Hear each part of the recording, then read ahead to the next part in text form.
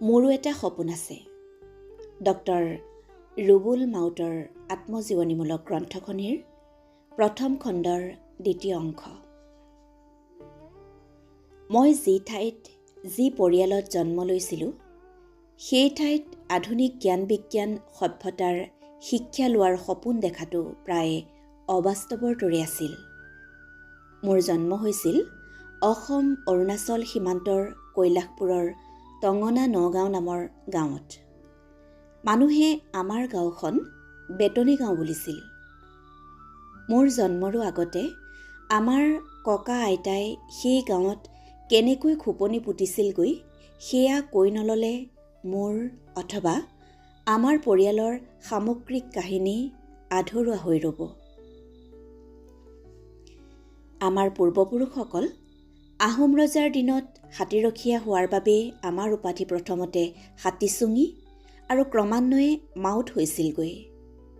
কিন্তু দূৰ অতীতত এই পূৰ্বপুৰুষসকলে ক'ত কেনেকৈ বাস কৰিছিল জনা নাযায়।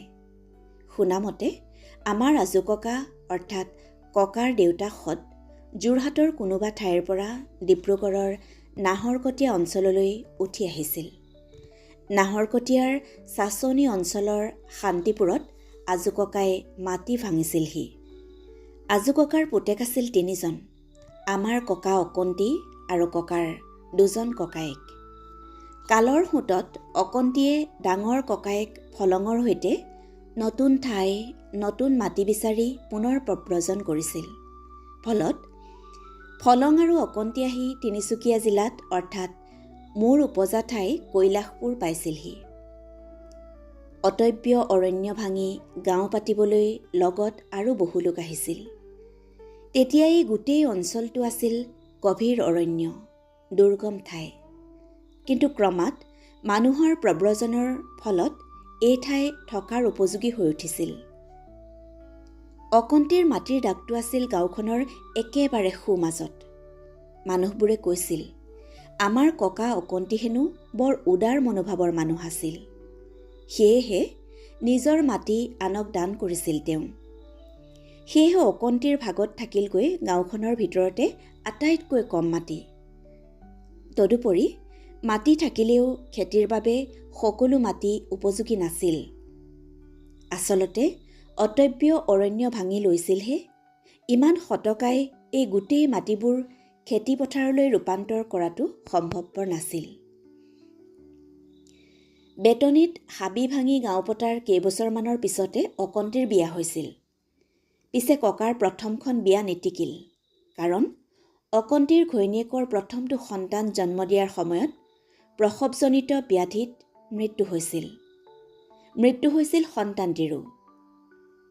প্ৰথমা পত্নীৰ মৃত্যুৰ পাছত গাঁৱৰ মানুহে অকন্তিক আকৌ বিয়া পাতিবলৈ উপদেশ দিছিল। গাঁৱৰ ধনীৰামে ছোৱালী চাই দিছিল।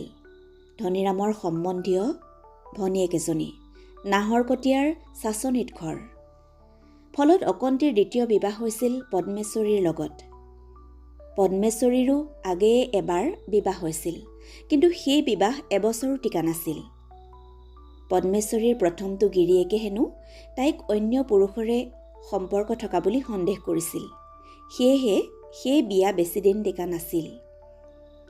পদ্মেশ্বৰী অকন্তিলৈ বিয়া হৈ অহাৰ পাছতে আমাৰ দেউতা তিলেশ্বৰৰ জন্ম হৈছিল। তিলেশ্বৰৰ পাছতে আৰু এটি ল'ৰা আৰু 3জনী ছোৱালীৰ জন্ম হৈছিল। গতিকে দেউতাহঁতৰ মুঠ ককাই ভাই ভনী আছিল 5টি।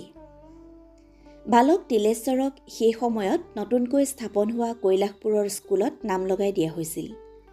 তিলেশ্বৰৰ বয়স যেতিয়া 10-12 বছৰমান হৈছিল, তেতিয়াই দেউতাক অকন্তিৰ যক্ষ্মা ৰোগত মৃত্যু হৈছিল। অকন্তিৰ মৃত্যু হৈছিল ডিব্ৰুগড়ৰ হাস্পতালত। সেয়েহে অকন্তিৰ শৱটো ঘৰলৈ অনাটো সম্ভৱপৰ নাছিল। অকন্তিৰ মৃত্যুত পদ্মেশ্বৰী ভাগি পৰিছিল, এই এমাদেমা পাচোতি সন্তানক লৈ কেনেকৈ জীৱন আগুৱাব। কিন্তু পদ্মেশ্বৰীৰ দুখ ইয়াতে অন্ত পৰা নাছিল। অকন্তিৰ মৃত্যুৰ 3 মাহৰ পাছত তিলেশ্বৰৰ ভায়েক দ্বিতীয়টি পুত্ৰ সন্তানৰো বিয়োগ হৈছিল। মানুহে কোৱাকৈ কৰিছিল, অকন্তিৰ আত্মাই নিজৰ লগৰীয়া কৰিবলৈকে পুতেকক ইপুৰীলৈ লৈ গৈছিল। তিলেশ্বৰৰ আৰু পঢ়া নহ'ল। পদ্মেশ্বৰীয়ে গিৰিয়েকৰ অকাল মৃত্যুত জীৱনৰ সমস্ত দায়িত্ব অকলে ল'ব লগা হ'ল। জীৱন নামৰ পদযাত্ৰাৰ সন্মুখত এক দীঘল প্ৰত্যাহ্বান। 4টা ল'ৰা ছোৱালীক পোহপাল দিয়াৰ দায়িত্ব, নিজৰ বিধৱা দেহৰ দায়িত্ব এই দুৰ্গম জংঘলহেন অঞ্চলত কেনেকৈ পালন কৰিব? এনে কণ কণ ল'ৰা ছোৱালীকেইটাক লৈ পদ্মেশ্বৰীয়ে নিজেই খেতি খোলা কৰি জীৱন নিৰ্বাহ কৰিব পাৰিব জানো? অসম্ভৱ, অসম্ভৱ। অসম্ভৱ হ'লেও উপায় নাই, জীয়াই থাকিবতো লাগিব। শুনামতে সেই অঞ্চলত বন্য জীৱ জন্তুৰ উপদ্ৰৱ আছিল অত্যধিক। সহজে অনুমান কৰিব পৰা যায় যে অৰণ্য কাটি শেষ কৰি অনাত অতদিনে বাস কৰি অহা জীৱ জন্তুবোৰৰ থাকিবলৈ ঠাই নাইকিয়া হ'ল।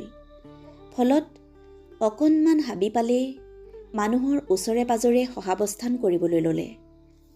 মানুহৰ নিষ্ঠুৰতাৰ বলি হৈ বহুতো পশু পক্ষী ধ্বংস হ'ল। যিবোৰ থাকিল সিহঁত হৈ পৰিল হিংসুক। চলচাই মানুহক ওলোটাই আক্ৰমণ কৰিবলৈ ধৰিলে। ৰাতি ৰাতি মানুহৰ ঘৰৰ আশে পাশেই বিচৰণ কৰিবলৈ ধৰিলে। বাঘৰ উপদ্ৰৱত মানুহবোৰৰ বৰ বিলৈ হৈছিল। বাঘে গোহালিৰ পৰাই গৰু ছাগলী লৈ গৈছিল। খেতিয়ক মানুহৰ বাবে গৰুৱে আছিল একমাত্ৰ সম্পদ। কিন্তু গঞাৰ ভয় হৈছিল, কেতিয়াবা বাঘে মানুহকে যদি উঠাই লৈ যায়। সেই ভয়তে পদ্মেশ্বৰীয়ে হেনো আটাইকেইটা সন্তানক বুকুত সাৱটি বাঁহৰ চাং এখনত উজাগৰি নিশা পাৰ কৰি দিছিল। ভালুক আহি পিছফালৰ চোতাল পাইছিলহি। হাতী আহি ঘৰৰ কাষত থকা নামঘৰত সেৱা লৈছিলহি। দূৰত হুদু চৰাইৰ গহীন মাত, বাৰীৰ ঢাপত শিয়ালৰ শোৱা, ৰাতিবোৰ জয়াল। আমাৰ ঘৰৰ বাৰীৰ পিছফালে সেই তাহানি দিনৰে জয়াল হাবি এখনৰ একাংশ এতিয়াও সংৰক্ষিত কৰি থোৱা আছে। কোন কাহানিৰ অৰণ্যৰ মাজৰ এচুৱা যে 2টা প্ৰজন্মৰ পিছলৈকে সংৰক্ষিত হৈ থাকিব, সেই কথা হয়তো অকন্তি পদ্মেশ্বৰীয়ে কল্পনাও কৰিব পৰা নাছিল। এই খণ্ডৰ পৃথিৱীলৈ যাতায়াতৰ ব্যৱস্থা তেনেই নাছিলেই। দূৰণিবতীয়া আলহী আহিলে ডুমডুমাৰ পৰা বেতনীলৈ কমেও আধা দিন খোজকাঢ়িব লাগিছিল। সেই সময়ত ডুমডুমালৈকে ৰেলৰ সুবিধা আছিল। কিন্তু নাহৰকটীয়াৰ পৰা অকন্তি অথবা পদ্মেশ্বৰীৰ ঘৰৰ ফালৰ আলহী আহিলে কেতিয়াবা তিনিচুকীয়াৰ পৰাই খোজকাঢ়িব লাগিছিল। ৰেল নচলিলে। এনেকুৱা অৱস্থাত প্ৰায় 2 দিন খোজকাঢ়ি গৈ মানুহবোৰ আমাৰ গাঁৱত উপস্থিত হৈছিলগৈ। ইফালে ৰাস্তা ঘাটৰ আকাৰ আকৃতি আছিল অতি শোচনীয়।